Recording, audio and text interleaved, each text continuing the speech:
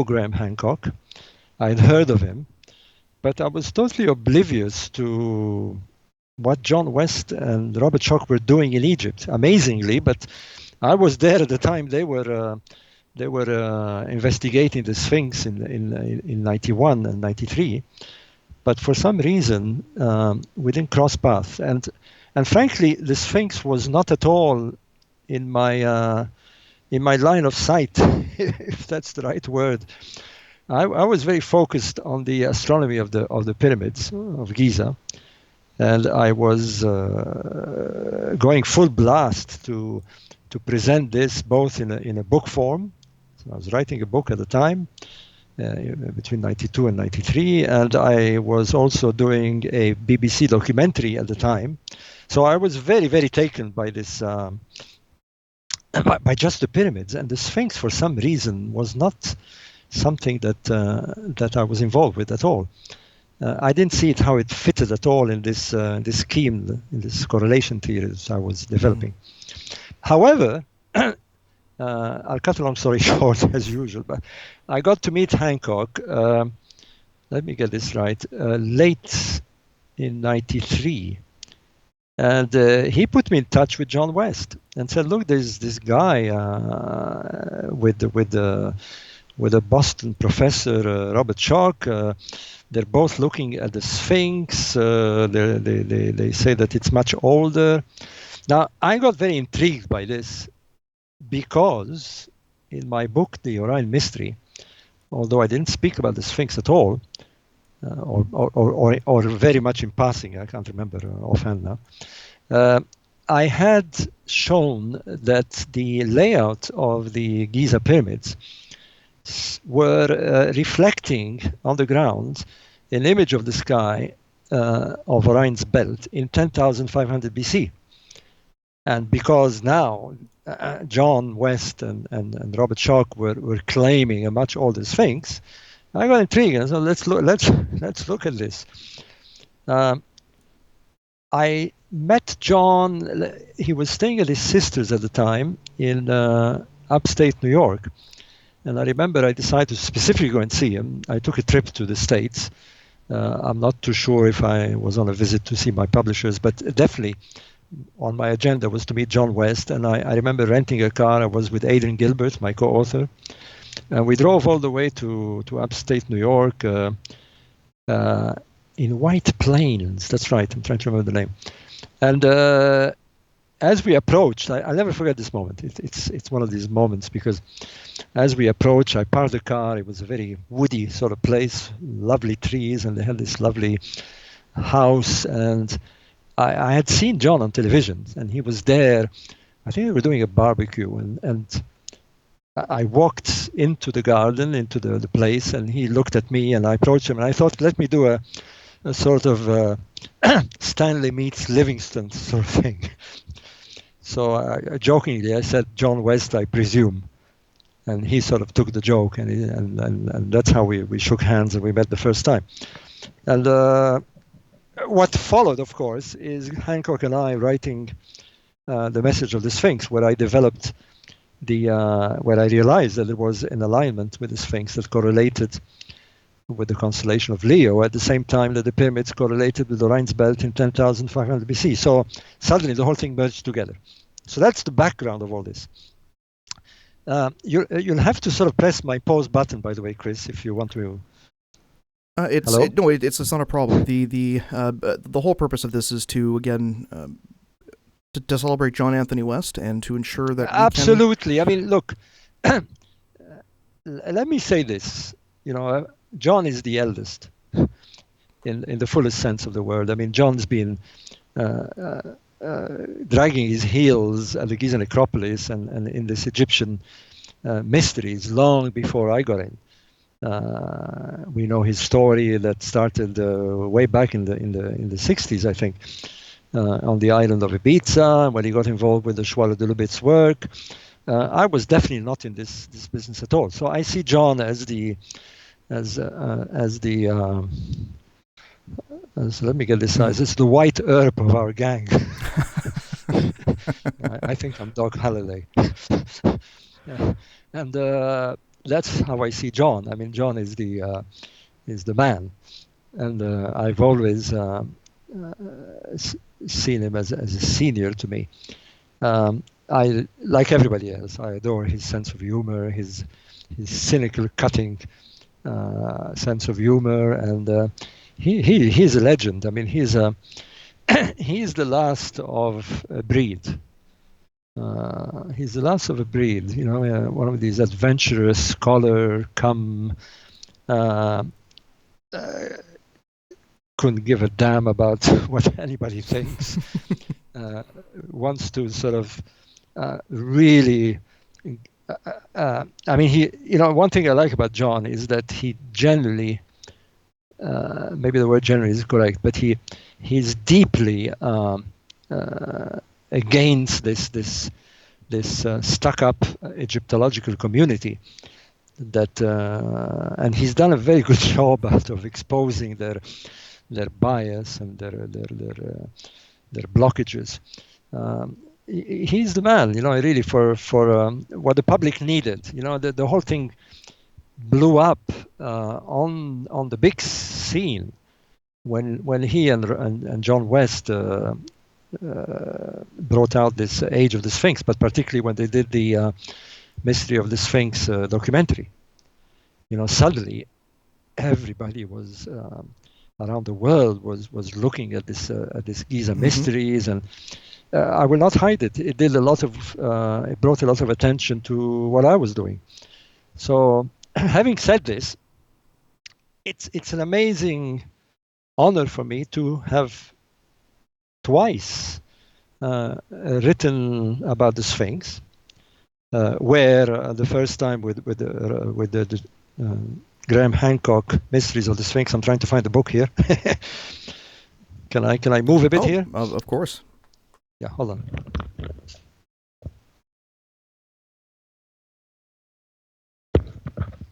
I should have prepared for this, but the best interviews are unprepared. Isn't that right, Chris?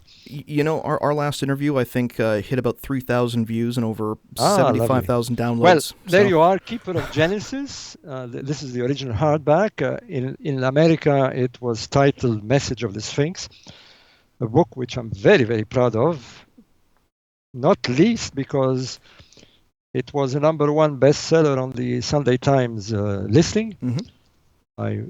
Only Sunday Times #1 bestseller. It's the Wimbledon. It's the Wimbledon of books. So I'm very proud of this. But we have devoted a whole chapter on John. But there we go again.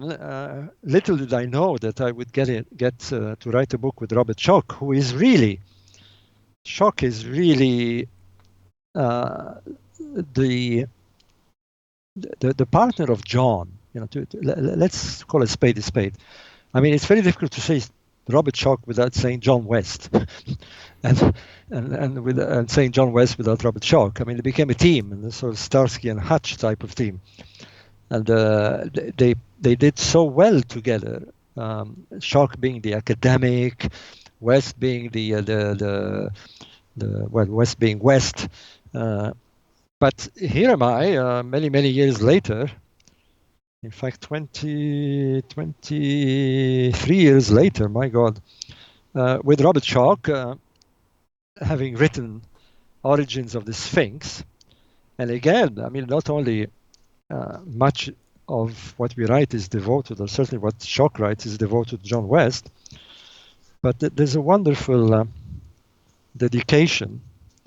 Normally I dedicate this book to my wife, and I'm sure Robert the same, but this time, okay, here it is. I think I better read it. It says, we dedicate this book to our friend and colleague, John Anthony West, a courageous soul.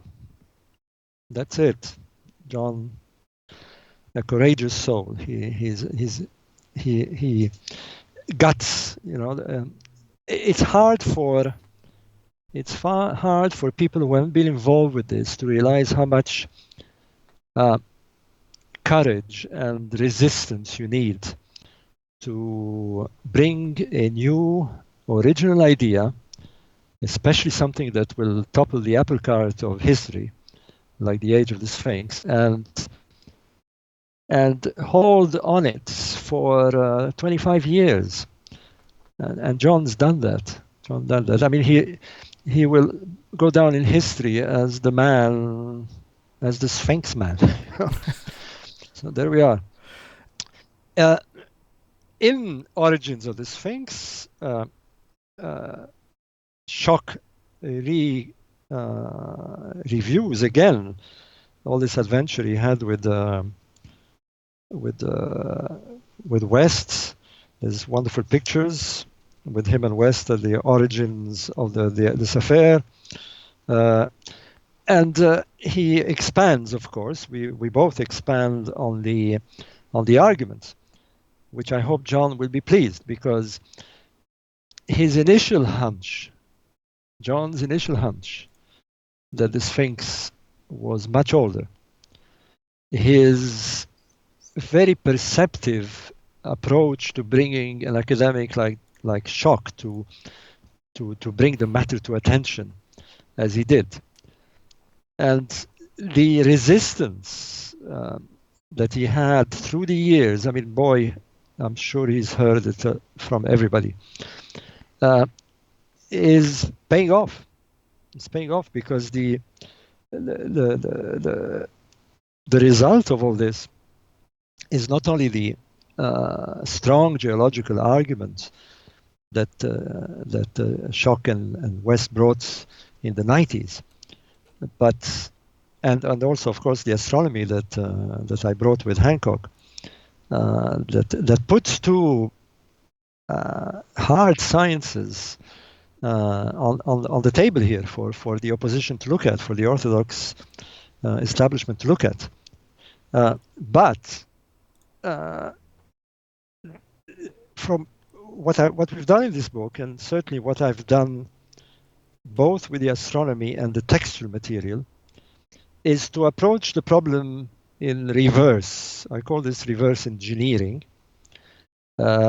Having argued astronomically and geologically that the Sphinx is a much older edifice, then one would assume that this knowledge was known to the ancient Egyptians themselves.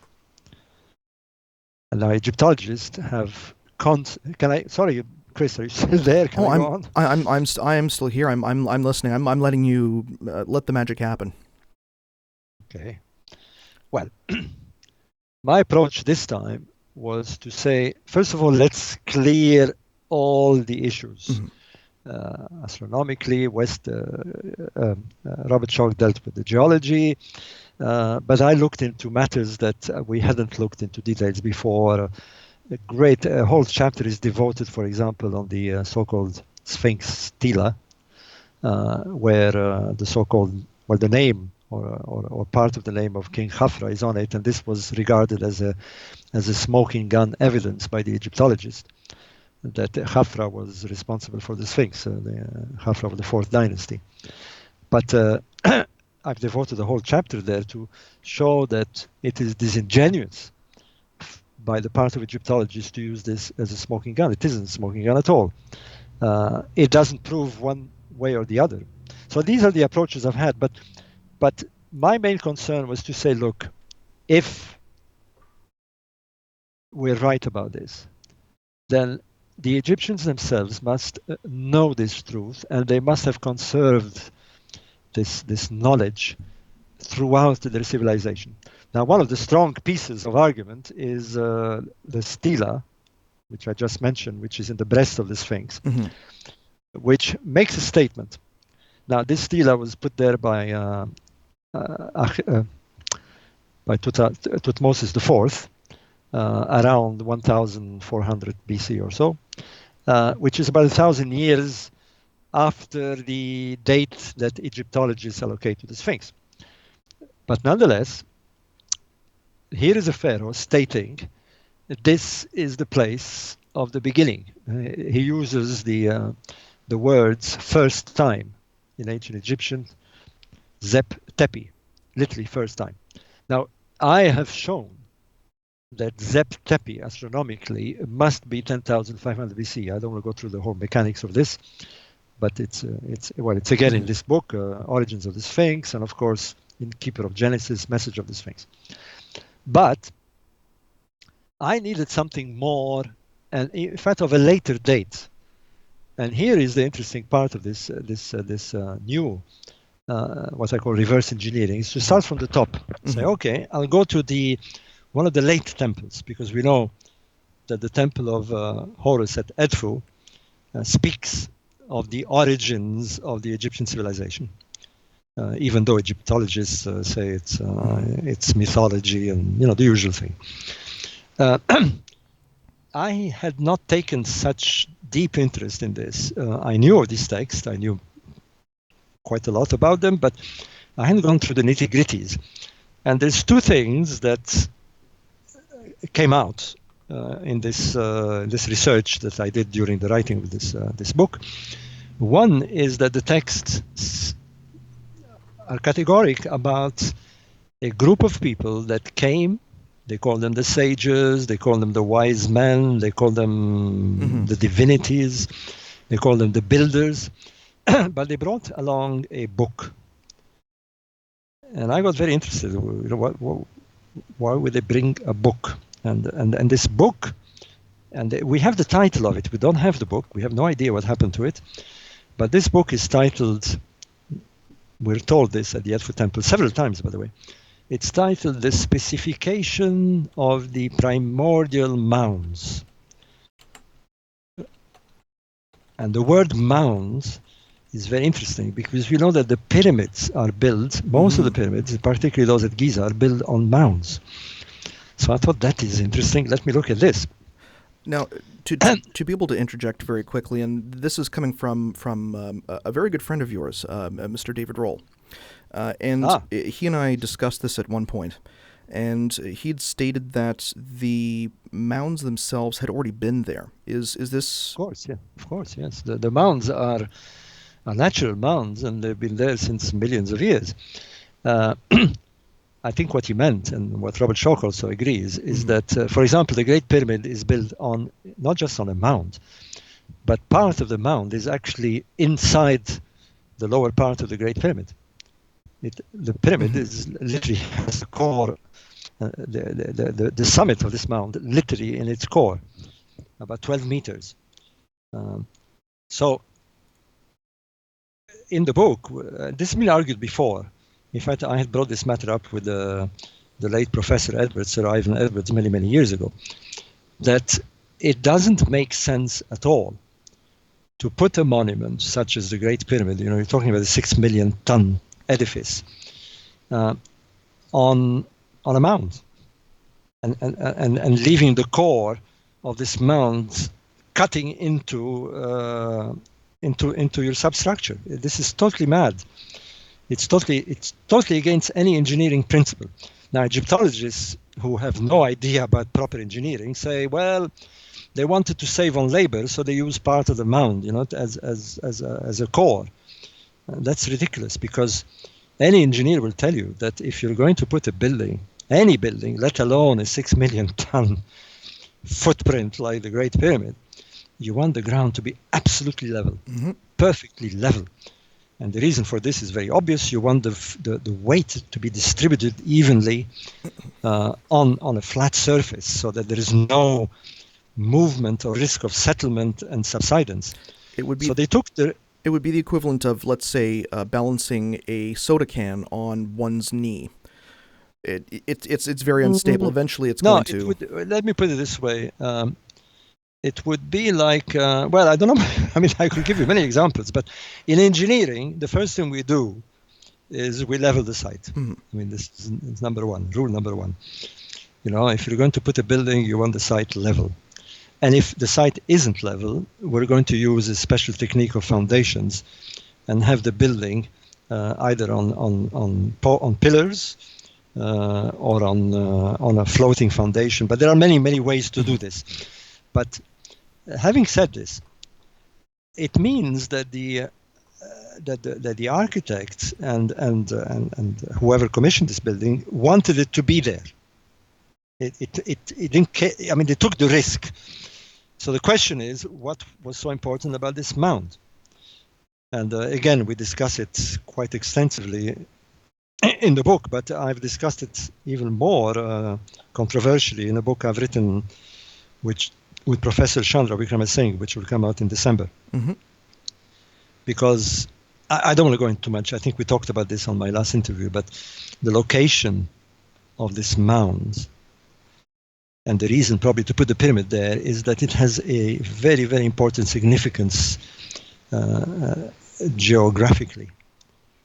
It gives us a very precise coordinates that when you interpret this coordinate, you come up with a very, very weird conclusion. But let me just leave this for now. Anyway, the point is this. David Rohl is absolutely correct. The mounds have been there a long time, and we're dealing with several mounds. We know that there was a mound at the Temple of Heliopolis. Indeed, this mound was considered the most sacred place, the place of creation. Mm-hmm. In fact, all these mounds were considered the place of creation. And therefore, what the texts are saying in the Edfu temple, which is of the late period, of the Ptolemaic period, is correct. It's remembering, if you like, that there were these mounds and that they served as the location of what they called the original temples, which seem to be the pyramids. Having said this, I looked more in the text and I found a date. There is a date that something took place at this Zeb Tepi time, at this beginning, which I date to 10,500 BC, which they give us a calendrical date. They tell us it happened on the first day of the 5th month. They call this the first day of the month of Tibi. And when you, again, I don't want to let out too much for the spoiling the fun of reading this book, but when you realize what this date means. Now, what they tell us happened is that there was a great battle where the Horus, divine man god, defeats his opponent, Seth, the counterpart, the evil counterpart. And from that victory, he becomes the first king of Egypt at this beginning of time. Egyptologists again say this is just mythology, and we can't take it as history. So my my hunt, if you like, was to say, okay, if this date has an historical meaning, now we know that the Sphinx is called Horus of the horizon, mm-hmm. the name of this original king. And every subsequent pharaoh took the name of Horus. But here is the original Horus claiming a date of his coronation, if you like, the day that he became king of Egypt, the very first king of Egypt. Mm-hmm. We must find it at Giza. And more specifically, we must find that date at the Sphinx. If we find that date of the first of Tibi, of the first of the 5th month at 10,500 BC, then that locks it for me. That means that the remembrance of the Sphinx being there since the beginning of time has survived throughout the pharaonic period and written in stone, literally. And not to let the cat out of the bag, as we say, the date has been found, and it's all detailed and nicely explained in here. So that's it. As far as I'm concerned, the Egyptologists can huff and puff on this matter, and it all is because of John West. I really do not think that I would have been involved with looking for an older Sphinx without John West's amazing epiphany. Mm-hmm. It's one of those strange things that happens to writers. He picked up a phrase in a book, and a whole adventure started. I believe I understand exactly where you're coming from. I think it was the last discussion I had with Laird, and I think it was 3 a.m, and I typed out, I'm like, you're on. From what I can understand, it's possible you're on the right track. Just keep going.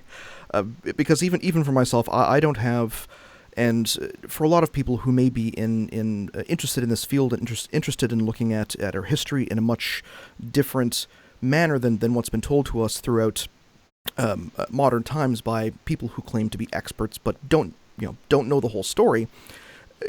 We may not have the same level of experience as researchers such as yourself, or the same academic background as Dr. Robert Schock, or the ability just to think outside the box like John Anthony West, or have the eloquence of Graham Hancock. But we have our own experiences that can sometimes lead to a piece, and sometimes we can just get into our heads. But the notion it's I call it the apple, the proverbial apple, the story of Newton, and the apple falls on his head. There are people, and I think we're all like that, but there are people who take it to the next step. I mean, we all will have an apple falling on our heads, metaphorically. I mean, my apple was looking at the picture of the pyramids in the wall on a wall inside the Cairo Museum, and that's it. I asked the question, why is there an offset in this ground plan? But what John did, and I suppose what Graham did, and Schock and myself, is that we could have left it there. We could have said, listen, it's none of my business. I'm not an Egyptologist. I'm not an archaeologist.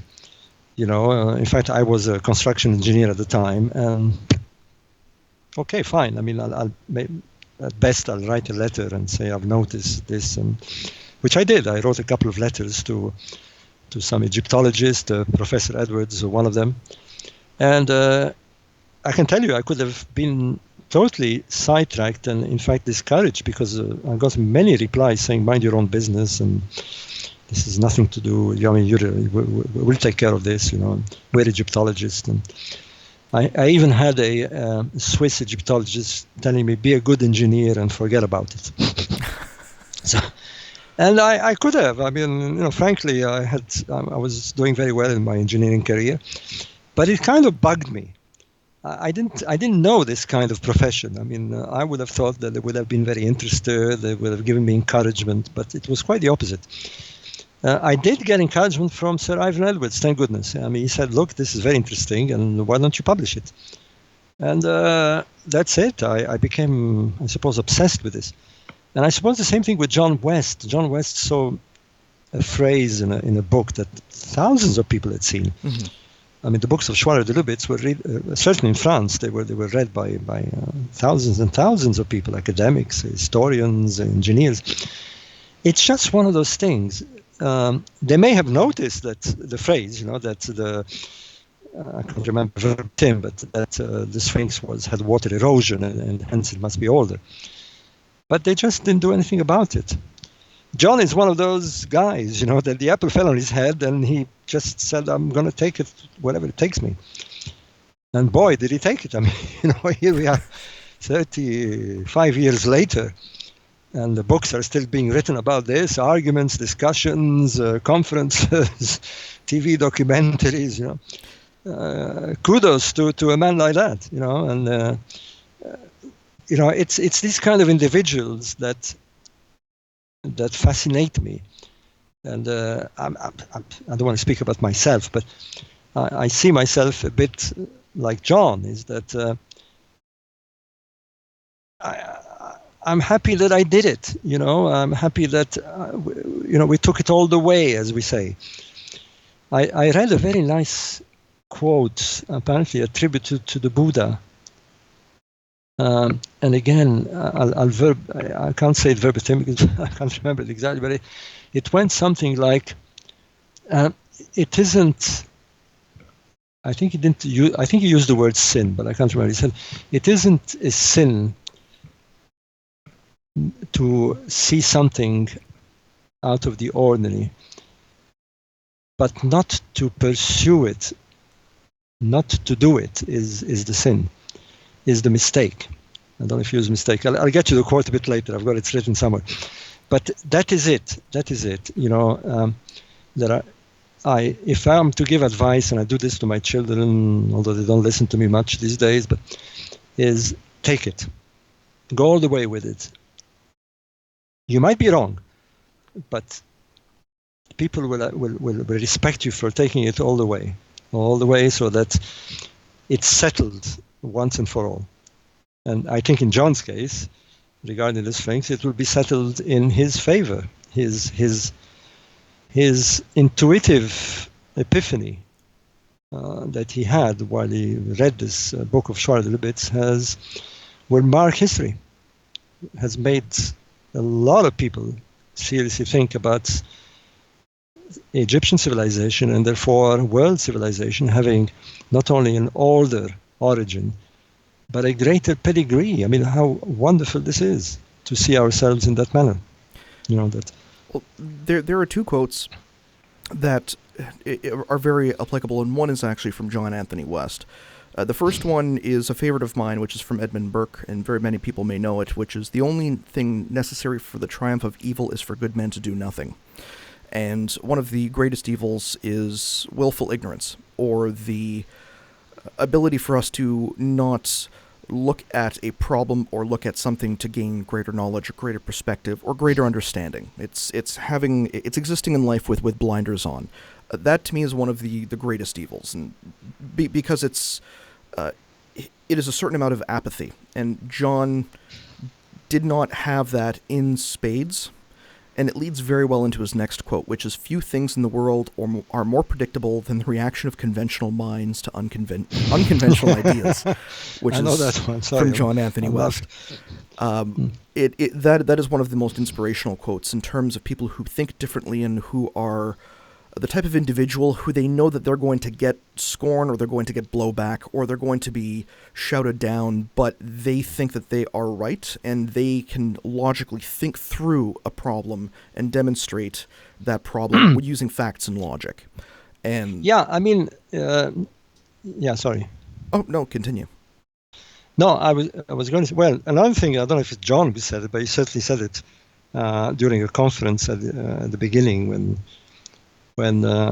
if I recall well, they were presenting the arguments of an older Sphinx, and an Egyptologist stood up. It might have been Mark Lehner, I'm not sure. But he said, "There isn't one single Egyptologist who agrees with you." And I think John said, "Truth is not democratic." You don't vote on something that is true. It's either true or not. No, I think one of the things that has to be pointed out, and hence why I admire John and people like him, is that he was not intimidated whatsoever by academics, by experts, by people who had a standing in their profession. He just said what he had to say, and he stood by it. And if there's been anything that I took as an example from him, is this. I mean, I was in a profession, a construction profession, where the line of authority was greatly respected. We had the CEO, then we had the vice presidents and all this business. And he made me realize there's somebody else, believe me, who brought this matter up, and although I'm sure his name stirs a lot of controversies, Eric von Daniken. Mm-hmm. I met Eric von Daniken more or less at the same time I met John West, and Eric von Daniken told me something I'll never forget. He said, "You are now the expert, okay, on this matter. So don't be intimidated by experts." And he gave me a book which I cherish, and I've got it somewhere on my shelf here, which I think I told you last time, the Experts Speak. You probably find it on Google. It's written by two journalists in New York, where they list all the experts who got it wrong. It's amazing how people, certainly in the pre-50s, where people took experts' word and that was it. No. There is an argument that was made on the age of the Sphinx. The argument is solid. It's a geological argument. It's using hard science. there is textual arguments, there is the astronomy arguments. Now, there hasn't been the smoking gun yet, but we're working towards the smoking gun, or at least lean the issue very much in favor of an older Sphinx. But for Egyptologists to have poo-pooed this arbitrarily, simply because they didn't like it, using their authority, using their position of academic position to try and frighten and intimidate people like West, well, kudos to him, and a lesson to people like me who followed the same route. I felt I've put a good argument here. My argument is solid. I can't bring the smoking gun evidence. I don't think we'll ever have smoking gun evidence on such matters. But the argument is solid, and that's how things go. You start on with the proper theory, it's investigated, people try to falsify it, and let's see what happens. But no, this is not what happened in Egyptology. I'm sorry if I'm ranting about Egyptology again, but there we are. John was the initial sacrificial goat, if you like, that they went for him, and he stood by his guns, and that's how I see him, and I took stock from this. And indeed, I remember. Hence, why we were called the Four Horsemen. We joined forces, if you like, and we were a very loose kind of force because we didn't have an establishment. We didn't have Schock was at Boston University, but we didn't have an institute. We lived in different countries and different continents, but we held on against universities, against, I'm blowing my trumpet at the moment and John's trumpet because we're 20, 30 years later.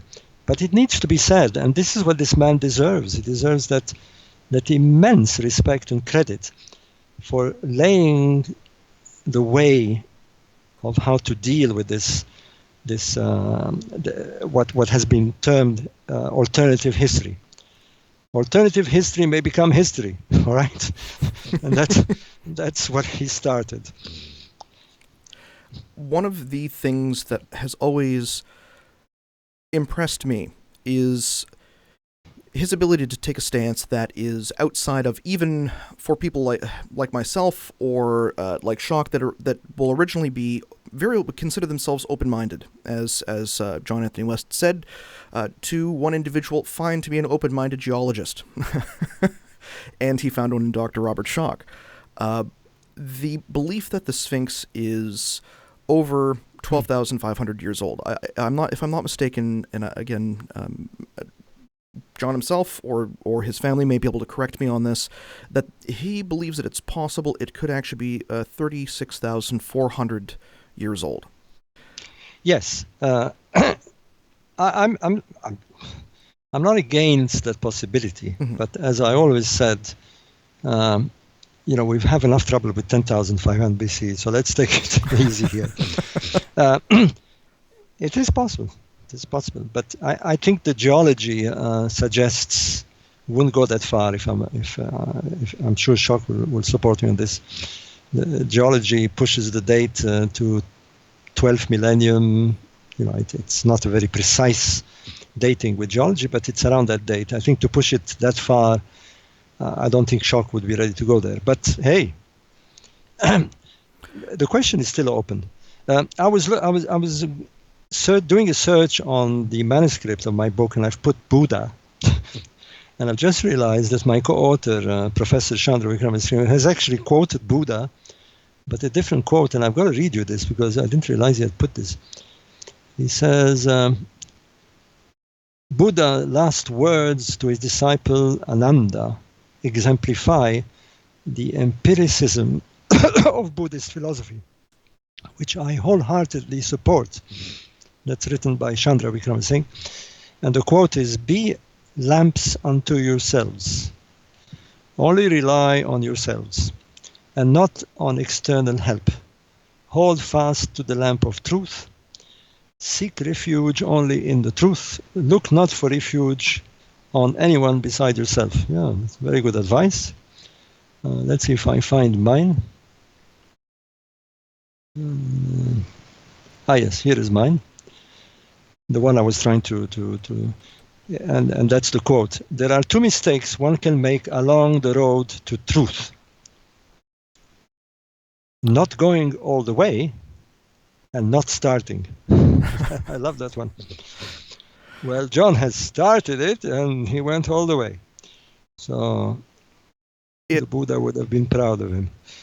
And everything that's been built up around the search for the true, I'm going to say the true origins, the mysteries of where we as a society came from, previous to 6000 BC, because, well, there is no real written history beyond that point. We have figurines, we have skeletons in the ground, we have rudimentary tools that people have found, but there are many threads to that past, as Graham would say, that we are a species with amnesia.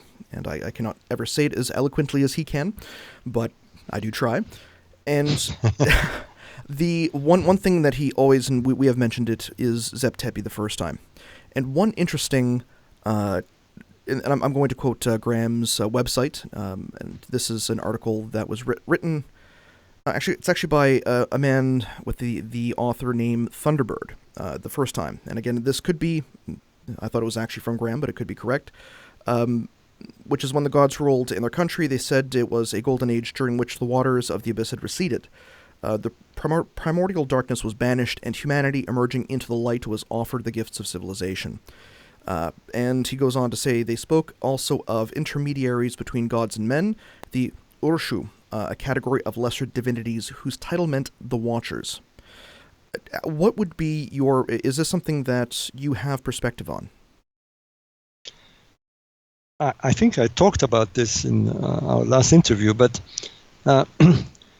in this day and age, or more precisely, in cutting-edge knowledge and science, we have to put many things on the table. 50 years ago, things were very different. We didn't have quantum physics. We knew very little about the cosmos, other than knowing that we were a planetary system and we're inside a galactic, a galaxy, the Milky Way, and we had a rough idea about its size. 50 years on, today, we have to contend with, cosmology that has, and astronomy that has given us a completely different view with hard evidence that we're in a cosmos that is much vaster than and much more populated than we would have ever dreamt. The latest is, it was in the Scientific American of June, I think, or several. I'm not sure if Scientific American or Astronomy Today, but the last count, due to improving the optical facilities with camera on Hubble telescope, has confirmed that the number of galaxies in the visible universe is not 100 billion, which was already an enormous amount, as previously thought, but 1 trillion. We live in a visible universe that has 1 trillion galaxies, each having an average of 100 billion or 200 billion stars, and with a size that boggles the wildest of imagination, 13.5 billion light years.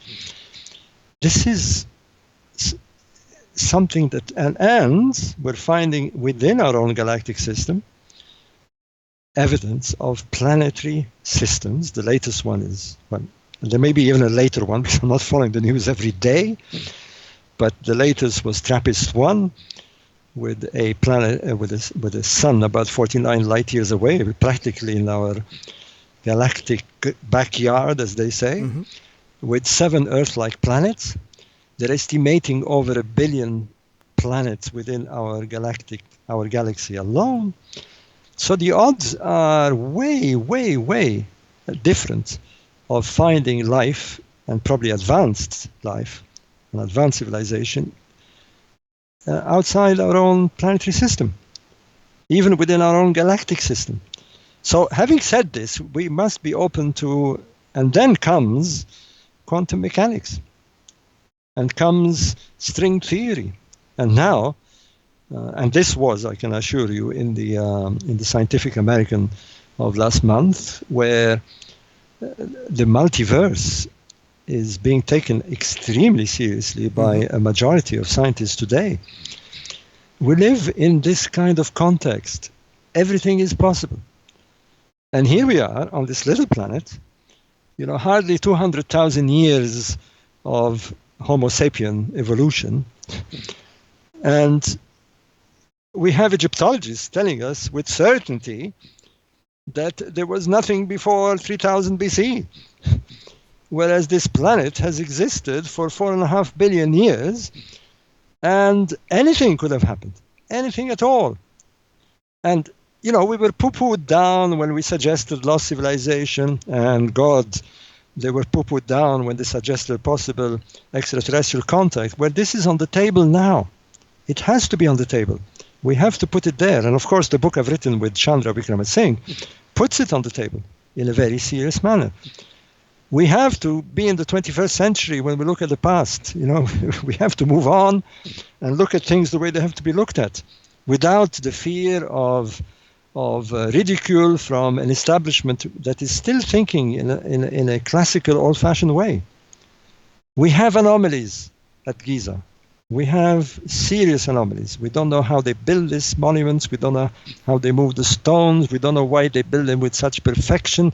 We don't know why they put mathematical constant in their design. We don't know why they build the Sphinx at that time. The Hall of Records. All these things have to be looked at seriously. This is what the horsemen and others should bring more to the forefront. This is what I'm doing with these books, and particularly with the book I've written with Chandra Wickramasinghe. Because now, with having a scientist from within the fold, a very heavyweight scientist, a professor of astrobiology at Cardiff University, who has taught at Cambridge University, who is still a visiting professor at various universities with endless awards in his profession, and him having an open mind to this, a serious open mind to this. So what I'm trying to say is that this generation, which started with West, of alternative history, and with the new generation that will follow, the new kids on the block. I can name you a few, but I don't want to do that now. Well, Gary Osborne, for one, and various others that are looking into this mystery. And it's a very interesting point that you make about that. I'm not sure if you've heard or heard of this book, Humans Are Not From Earth, A Scientific Evaluation of Evidence by Ellis Silver. It's essentially several years ago, a leading environmentalist and ecologist proposed at least the theory that humans are not, we are not actually from here. It goes beyond the idea of we were engineered by by a race that came here looking for gold. It's we as human beings. I don't like this idea at all, to be honest with you. The way I look at it is panspermia. I mean, Chandra in the 70s, Chandra Wickramasinghe with Sir Fred Hoyle proposed a theory that's becoming very, very popular now, mainly because of the evidence, is that life originated in the cosmos long before even our planetary system was formed. Our planetary system is 4.5 billion years old, and that we may, according to this panspermia theory, life originated billions, millions, if not billions of years before. If they're right, and it looks like they are right, then here is the thing that we have to put on the table.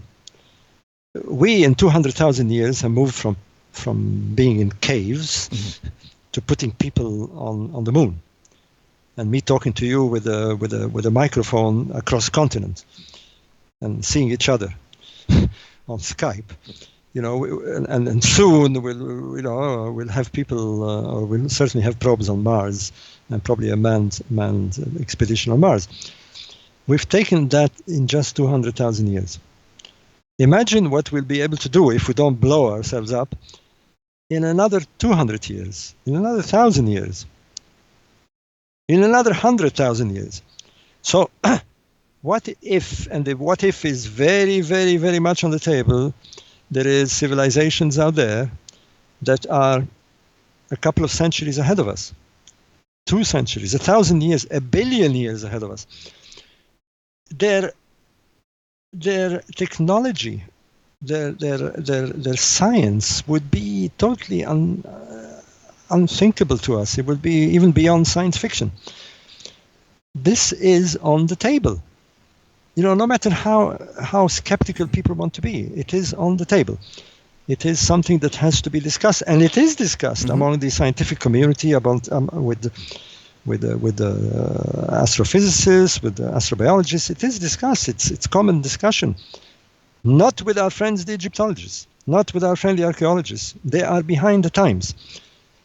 Now, I'm not saying that every single ancient monument on this planet has something to do with a possible extraterrestrial contact, but we have a prime monument, the Great Pyramid of Giza. It is there. It has baffled generations, no matter what Egyptologists say, in its construction, in its design, in its astronomy, and we haven't been able to explain it properly. Even today, with hundreds and hundreds of experts looking at it. So this is what I'm saying, and I've been saying this for quite a long time, and this is what I'm saying in a very strong way in this book that I'll be bringing out with Vikramasinghe in December. We have to open the discussion and bring it back to where it should be, on the site itself. We have to be allowed, to go and do research there. You know the story about the Sphinx. I mean, it's ridiculous that with all the evidence that has been put forward by Robert Schoch and later by another expedition, the Jehoda expedition in '96, where there's overwhelming radar and seismographic evidence that there might be a chamber under the Sphinx. And Egyptologists are refusing to allow further exploration. When the scientific tools are there, that will not harm in any way the site. The door inside the Great Pyramid that was discovered by Rudolf Ganzberg in '93. We're still waiting to see what's behind those doors.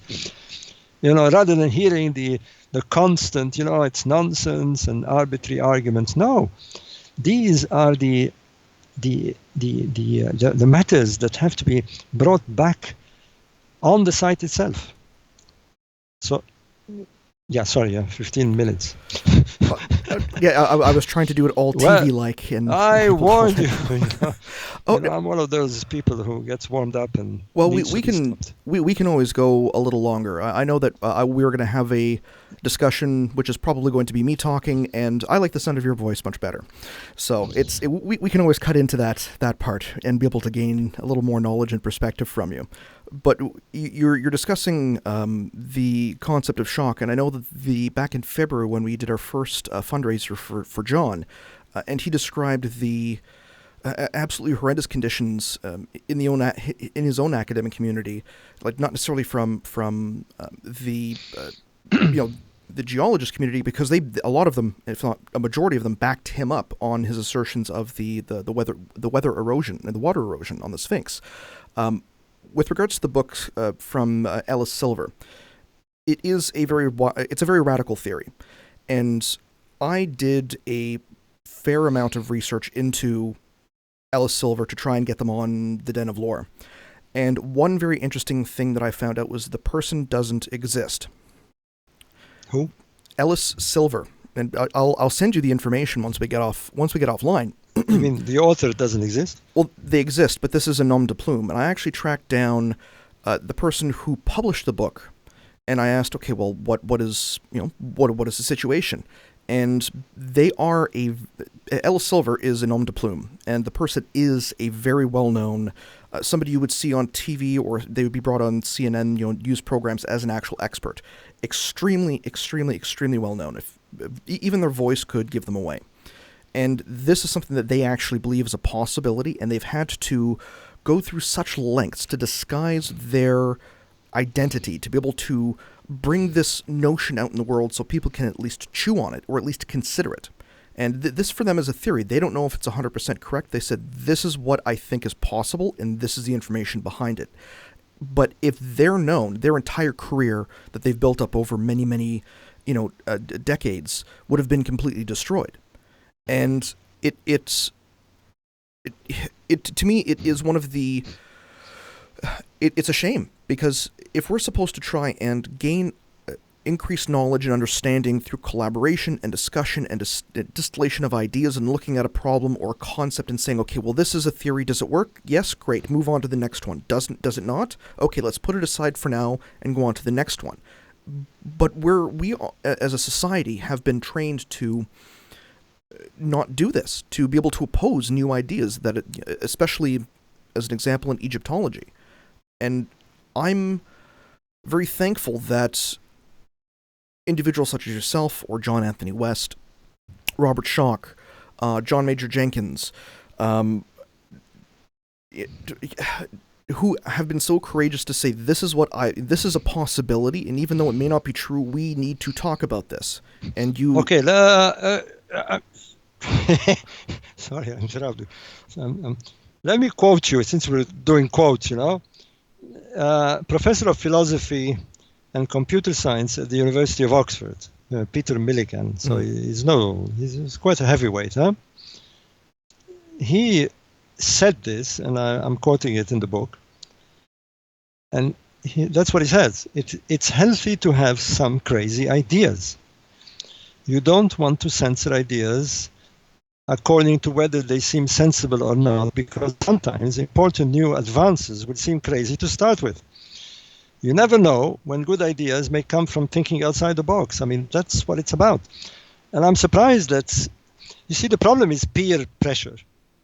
Peer pressure. Thank goodness John was outside this peer ethos, and so was I, and so was Graham. And Schock, who was within the academic world, even more kudos to him, because he went for it. You have to go for it. And I think this business about pseudonyms and nom de plume and all this is sad. Yes.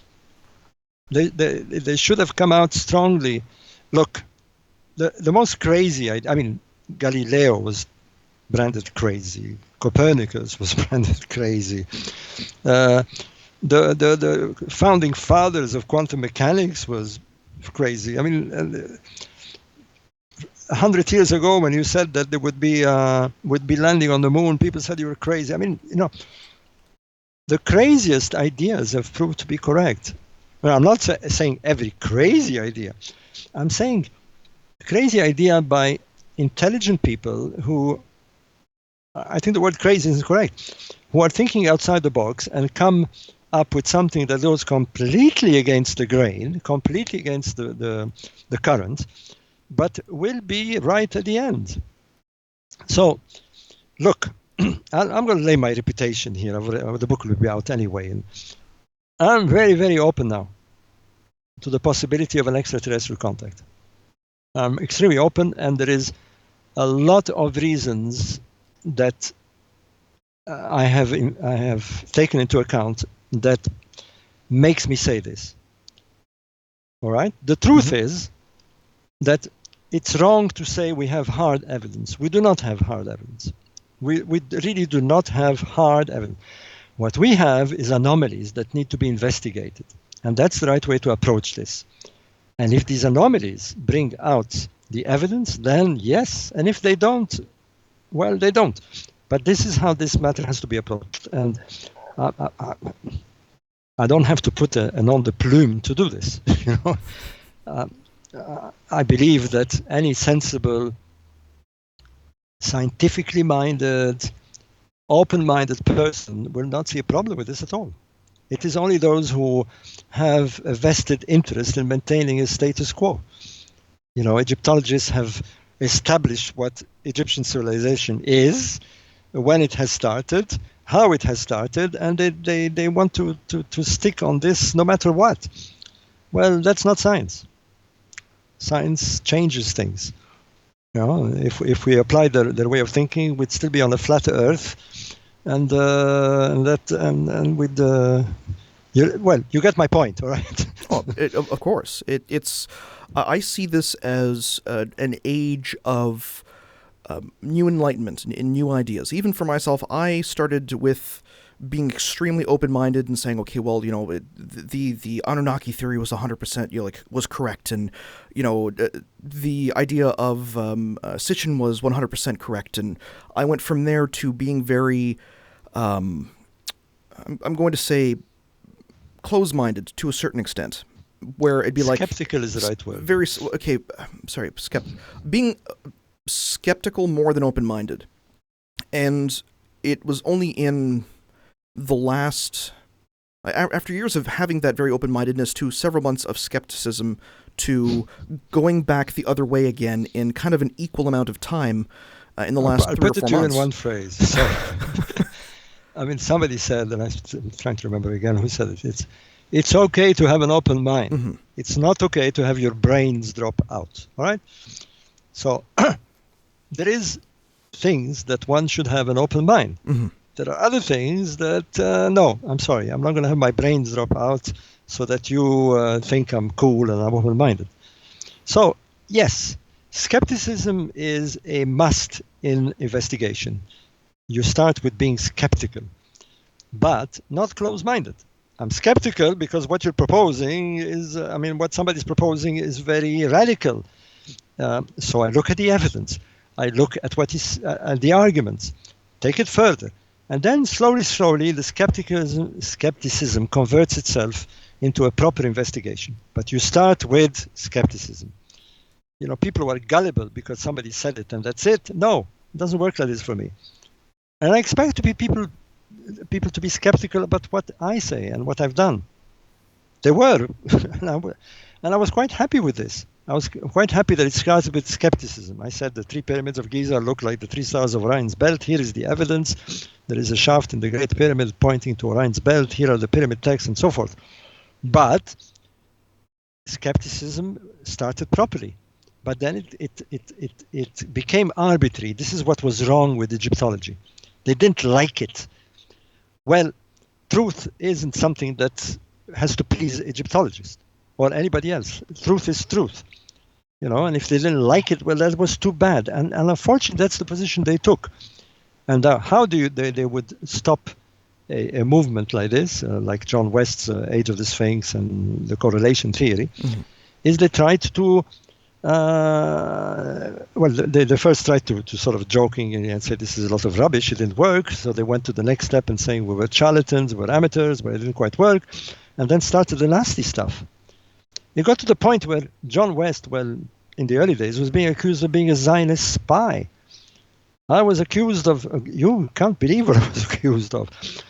But, so this was all wrong coming from this profession. And this got us more obstinate. And this, by the way, got a lot of scientists on our side. Because scientists were shocked by this. I can tell you, when Hancock and I brought out the message of the Sphinx, and Hancock wrote The Fingerprints of the Gods, we were ostracized on a television program very badly. I was accused of putting maps upside down and all this. Well, it backfired because that's not the way to deal with new ideas. It's not the way at all. And that's when I got the support. But by the way, that's how I met all these wonderful people like Chandra Wickramasinghe and Mary Brooke and various others, because they came to my support. They said, well, look, we may not agree with you, but that's not the way that a profession should behave.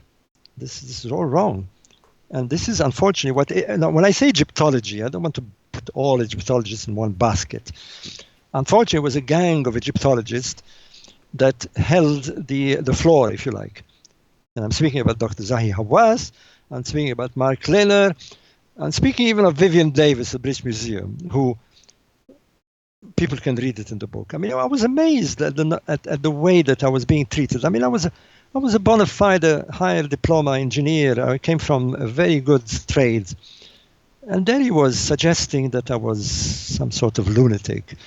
This was all wrong. I couldn't understand this patronizing behavior. So to me, this is where Egyptology has, in a way, let down itself. And this is, I hope the new generation of Egyptologists will not do that. Will look at ideas, even if they come from the outside. And this idea about the age of the Sphinx is one that they have to look at. And it's being shoved down their throat at the moment, really badly. Because it is based on two very heavy sciences. Geology is not wild speculation. Astronomy is not wild speculation. And the two sciences converge to give us an older Sphinx. They have to look at it, no matter what, and they will. And if it's not this generation, it'll be the next one, but they will. You got me going there, Chris. You're like me in the fact that I love a good rant, and I love to be able to express exactly how you feel, and being honest about your. I'm 69 years old. I'm not going to hold my punches now. Oh, I'm 34, and I'm just getting to that point as well, and it's getting me a little bit of trouble. But it's that's life. You only live once. They can't hang me twice. I'm okay. I'm used to being hanged. No. I mean, we need to bring this matter properly out. We've been doing it for the last 25 years, but this is a time to bring it out. Mainly because of John West. Here is a man who is who's not well. He is fighting for his life. And he deserves this kind of attention. And he deserves to hear at least one Egyptologist, for God's sake, one Egyptologist say, we are going to look into this matter. All right? That's my last message, loud and clear, to whoever Egyptologist is listening. One of you, come out. Say you're going to look into this properly. All right? That is. Put me on the air on this one. And I'm going to close up the segment with that, because I don't think that's the perfect perfect capstone that will eventually be lost somewhere and hopefully refound in the future to this segment. Excellent. Do that. To be able to close, I would like to at least get your perspective. What is the way forward? How do you see the next era of researchers building off of this work? Well, two things. I think that Egyptologists have to be a bit more democratic. I mean, Egyptology isn't just for Egyptologists. I mean, take the Giza necropolis. It requires construction. Well, they have there. I mean, I don't want to be too hard on them. There has been other professions involved, but they have been very, very, very resistant to new theories that are solidly built, and they've been very, very resistant to allowing others to come and investigate properly on the site. So this has to change. Egyptology has to democratize itself a bit. I hope that the new generation will do that. The other thing is that outsiders, you don't have to be a PhD qualified Egyptologist or archaeologist to be allowed to come up with new ideas. I mean, that's one of the things Chandra, I respect him very much. I mean, he actually wrote to the Times, if I'm not mistaken, or certainly in the early days when I was being attacked. He said this: it's very wrong for a profession, an academic profession, to think that new ideas cannot come from somebody outside, from what they call an amateur. Most of the good ideas in this world have come from so-called amateurs. So yeah, the way forward is this. I mean, let's remove all this political nonsense that has prevailed and dominated Egyptology for the last 30 years, and let the new generation bring in new ideas, new ways to look at this. There is a whole lot of new science that can be applied there. Mm-hmm. The Muon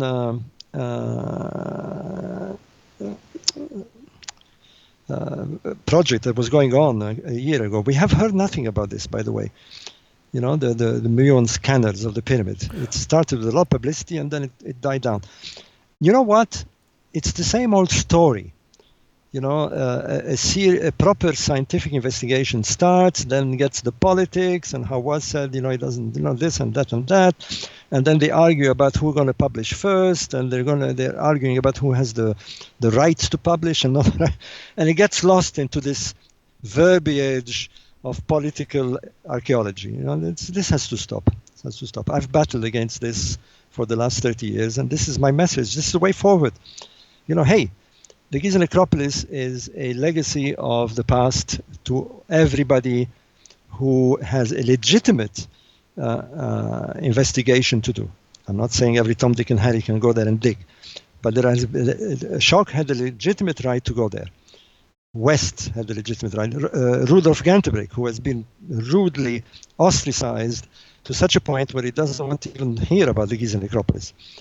This man gave 10 years of his life to build robotic machines to explore the pyramid. He's found a door.